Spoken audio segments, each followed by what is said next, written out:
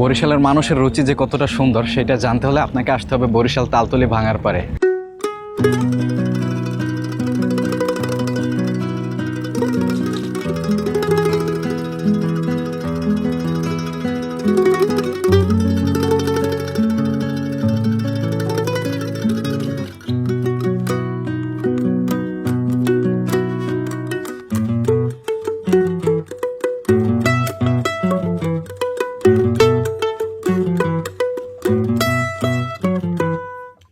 বসন্ত বহিল সখী কোকিল ডাকিল রে, বসন্ত বহিল সখী কোকিল ডাকিল রে, এমন সময় প্রিয় সখা বিদেশ রহিল রে, এমন সময় প্রিয় সখা বিদেশ রহিল রে। বাঁশের বাঁশুরি সখী সরল কাঠের বাঁশি রে, বাঁশের বাঁশুরি সখী সরল কাঠের বাঁশি রে। এখানে আসলে আপনি দেখতে পাবেন অসংখ্য ছোট ছোট অনেকগুলো রেস্তোরাঁ রয়েছে। আজকে আপনাদেরকে সম্পূর্ণ ভিডিওতে দেখাবো এখানে কিভাবে আসবেন, এবং এই পুরো ভিডিওতে আপনারা এখানের ফুল একটা রিভিউ পেয়ে যাবেন। এখানে আসার আগে আপনারা এই ভিডিওটা দেখলে সম্পূর্ণ গাইডলাইন পেয়ে যাবেন এবং কোন জায়গায় কি আছে প্রতিটা জিনিস আমি তুলে ধরার চেষ্টা করব। আপনি যদি বরিশালের হয়ে থাকেন এবং মিনি ট্রাভেল করতে ভালোবাসেন তাহলে আমার পেজটি আপনার কাজে আসতে যাচ্ছে, কারণ আমি বরিশাল শহরের মধ্যে ঘোরা যায় এমন সব জায়গার ভিডিও বানিয়ে থাকি। তো অবশ্যই ট্রাভেল লাভার হলে পেজটিতে ফলো দিয়ে সাথে থাকবেন। তো চলুন ভিডিও শুরু করা যাক। এটা হলো জেলখানার মোড়। এখান থেকে আপনার এই যে আপনার তালতলার ভাঙার পারে যাওয়ার জন্য এখান থেকে অটো ছাড়ে। তো আমরা অটোওয়ালাদেরকে একটু জিজ্ঞেস করে দেখবো এই জায়গাটায় যাওয়ার জন্য ভাড়া কত। মামা, তালতলা ভাঙার পার যাইতে ডাইরেক্ট আপনার অটো রিজার্ভ কত? আর যদি মনে করেন একজন যাইতে চায় 40 টাকা ভাড়া, একদম ডিরেক্ট ভাঙার পার ওই জায়গায় যাই থামবে। আচ্ছা ঠিক আছে, ধন্যবাদ। তো এইখান থেকে অটো ছাড়ে, এই হলো জেলখানার মোড়, ওই সাইডে হলো বিবির পুকুর। বিবির পুকুর থেকে জেলখানার মোড় আসলে এখান থেকে 40 টাকা ভাড়ায় আপনি তালতলা ভাঙার পার যেতে পারবেন। তো চলুন আমরা এখন স্ট্রিট ভিউতে চলে যাই।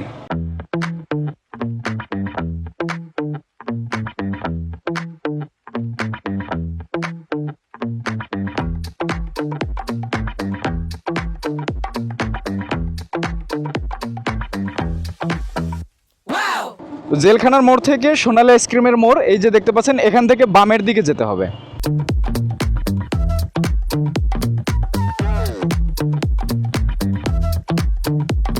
ডানে এই যে সাইডটা দেখতে পাচ্ছেন, এই যে আপনার এটা একটা মিনি পার্ক বলতে পারেন বা ইকো পার্ক বলতে পারেন। এই জায়গাটাও সুন্দর, অনেকে ছবি তোলার জন্য এই জায়গায় আসে। আপনারা এই যে তালতলি ভাঙার পার যাওয়ার সময় এইটা আপনার সোনালী আইসক্রিম মোড় পার হওয়ার পরেই এই মোড়টা ঘোরার পরে আপনারা এই ইকো পার্কটা দেখতে পাবেন। আর চাইলে এখানে নেমে আপনারা একটু সময় কাটাতে পারেন। আমাদের হাতে সময় কম, এই জন্য আমরা এখান থেকে চলে যাচ্ছি। তো সোনালী আইসক্রিমের মোড় পার হবার পরে একটাই রাস্তা, জাস্ট রাস্তা আর কি, অনেকগুলো ডানে বামে ছোট ছোট রাস্তা আছে, কিন্তু এই মেন রোড ধরে আপনি যেতে থাকবেন। জাস্ট আপনি সোজা রাস্তায় গেলেই হবে।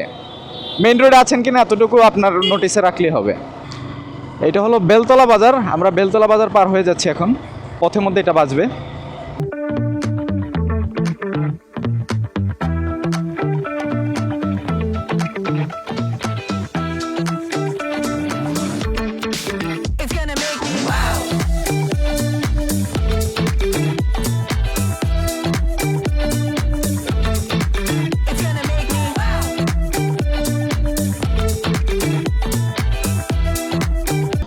তো সোনালী আইসক্রিমের মোড় থেকে আসার পরে আপনারা এখানে এই যে তালতলি 0 পয়েন্টটা আপনারা পাবেন, বা তালতলি বাজার বলতে পারেন। এখান থেকে দেখবেন ডানে একটা রাস্তা গেছে, সোজা একটা রাস্তা গেছে। আমরা সোজা রাস্তায় যাব।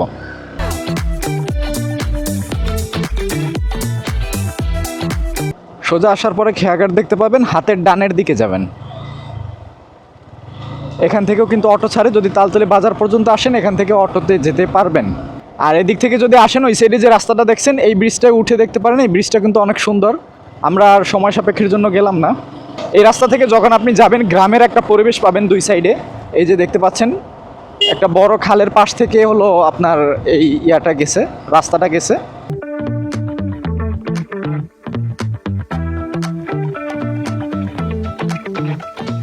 এই রাস্তায় কিন্তু সিগন্যাল ছাড়া অনেক স্পিড ব্রেকার আছে, এই জন্য একটু সাবধানে ড্রাইভ করেন সবাই।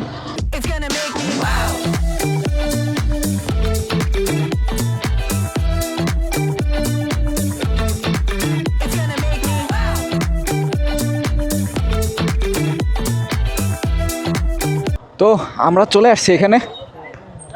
সরি ভাই, সরি। এখান থেকে ডানে ঢুকবেন, হাতের ডানে দেখতে পাবেন এই রাস্তাটা, সোজা ডানে গেলে গাড়ি পার্কিংয়ের ব্যবস্থা আছে পিছনে, সরি মানে ভিতরে। এখান থেকে বাইক নিয়ে আসলে হাতের ডানে দেখবেন এরকমের গাড়ি পার্কিংয়ের ব্যবস্থা আছে, এখানে আস্তে করে বাইকটা নামাবেন, নামিয়ে এখানে সম্ভবত টাকা দিতে হবে, আগে দেখি ভাই কত করে টাকা দিতে হবে, 20 টাকা না? এই টোকেনটা কি আমার গাড়িতে লাগানো থাকবে? আচ্ছা ঠিক আছে, এখানে আসার পরে আপনাকে একটা টোকেন দেওয়া হবে, টোকেনের নাম্বারটা আপনার গাড়িতে লাগানো থাকবে, আর এখানে 20 টাকা করে দিতে হবে আমাদের। আর এটা কিন্তু আপনার সাথে রাখতে হবে, এটা দিয়ে আপনি গাড়িটা নেবেন। তো এখানে আসার পরে এই যে শ্বশুরবাড়ির রেস্তোরাঁ থেকে শুরু হয়, এ হলো কাঁটা চামচ, আমরা পুরোটা ঘুরে ঘুরে আপনাদেরকে দেখাবো। এখানে আসলে এই যে শখের হাড়ি রেস্তোরাঁটি দেখতে পাচ্ছেন, এইটার ভিতরে একটা আকর্ষণীয় জিনিস আছে, আসুন আপনাদেরকে দেখাচ্ছি। এই যে শখের হাড়ি রেস্তোরাঁটার ভিতরে, এখানে আসলে আপনি জেলখানার ভিতরে ঢুকে তারপরে মানে একটা কয়েদের মতন একটা ফিল নিতে পারবেন, এখানে বসে আপনারা খেতে পারবেন। তো অবশ্যই এক্সপিরিয়েন্সের জন্য এই জেলখানায় আপনাদেরকে আসতে হবে। তো রান্নাবাড়ি এই রেস্তোরাঁটিতে যদি আসেন, এখানে অসাধারণ আর একটা চমকদার জিনিস আছে, সেটা হলো আপনি এখানে বসে খেতে পারবেন। আসুন দেখাচ্ছি, আমার পিছনে দেখতে পাচ্ছেন দুজন বসে আছে, আপনি এখানে নিচে বসে, আর এটার উপরে ছাউনি দেওয়া আছে রোদের জন্য, আর বৃষ্টির সময় আরও জোস লাগে এই জায়গাটায়, একটা মানে বৃষ্টির যে সাউন্ডটা আসে সেটার জন্য কিন্তু এটা অসাধারণ লাগে। এখানে এসে আপনি আপনার পরিবার বা প্রিয়জন নিয়ে এখানে বসে খেতে পারবেন। এখানের প্রতিটা ক্যাফে এত সুন্দরভাবে ডিজাইন করছে তারা, মানে সম্পূর্ণ কাঠ দিয়ে আর বিভিন্ন আর্টিফিশিয়াল ফুল এবং রিয়েল গাছ দিয়েও তারা, রিয়েল ফুল দিয়েও তারা মানে বিভিন্ন রকমেরভাবে সাজানোর চেষ্টা করেছে, খুবই সুন্দর। অবশ্যই এই জায়গাটায় আসবেন। আসুন আপনাদেরকে আরও একটু ঘুরিয়ে দেখাই। এই রান্নাবাড়ির রেস্তোরাঁতে অনেক সুন্দর সুন্দর মানে আকর্ষণীয় সব জিনিস এখানে তারা করে রেখেছে, যেমন এই যে এখানে একটা দোলনা দেখতে পাচ্ছেন, এখানে আপনি দোলনায় বসতে পারবেন। মূলত দোলনাটা ছবি তোলার জন্য, আর এই জায়গাটায় ছবি তোলার জন্য হিউজ পরিমাণে ব্যাকগ্রাউন্ড আছে। আর রেস্তোরাঁর যে ডিজাইনগুলো, প্রতিটা ঘর আমার পিছনে একটু দেখেন, প্রতিটা জিনিস আপনি ব্যাকগ্রাউন্ডে রেখে তারপরে ছবি তুলতে পারবেন, মানে জোস। এই জায়গাটায় অবশ্যই আসবেন। আপনি যদি পরন্ত বিকেল ভালোবাসেন, একটু নদীর পাশ ভালোবাসেন, তাহলে আপনার জন্য এই জায়গাটা হতে পারে বেস্ট একটা জায়গা। কারণ এই জায়গাটা নিরিবিলি, কোনো যানজট নেই, নদীর তীরে কোনো আওয়াজ নেই, কোনো কিছু নেই। তবে ছুটির দিনে শুক্রবারে একটু ভিড় থাকে বেশি, শুক্র আর শনিবারে। এছাড়া সবসময় এরকমই নিরিবিলি থাকে। আর দেখা গেছে ক্যামেরা দেখলে সবাই খাবারের মানটা একটু ভালো করার চেষ্টা করে বা ভালোভাবে সার্ভ করার চেষ্টা করে। এই জন্য আমি যদি বলি ভালো, তাহলে পরবর্তী সময় দেখা গেছে আপনি আসছেন, আপনার ব্যাপারে ওইটা খারাপ ঘটতে পারে, এটা অস্বাভাবিক কিছু না। তো এই জন্য আমি কোথাও গেলে ফুড ব্লগ বা ফুড রিভিউ দিই না, আমি সবসময় জায়গার রিভিউ দিই। এই জায়গাটা জোস, মনে করেন মাথা ঠান্ডা হয়ে যায় এরকমের একটা জায়গা, চারোদিকে বাতাস। আর এখানে এই সাইডটা অনেক গাছ, অনেক জঙ্গল থাকার কারণে মানে জায়গাটায় প্রচুর পাখির আওয়াজ আসতেছে, আপনারা হয়তো শুনতে পাচ্ছেন এখন। আর সামনে আরও যদি আপনারা একটু হেঁটে যান, তাহলে ওখানে কাশবন আছে, সেখানে গিয়ে ছবি তুলতে পারবেন।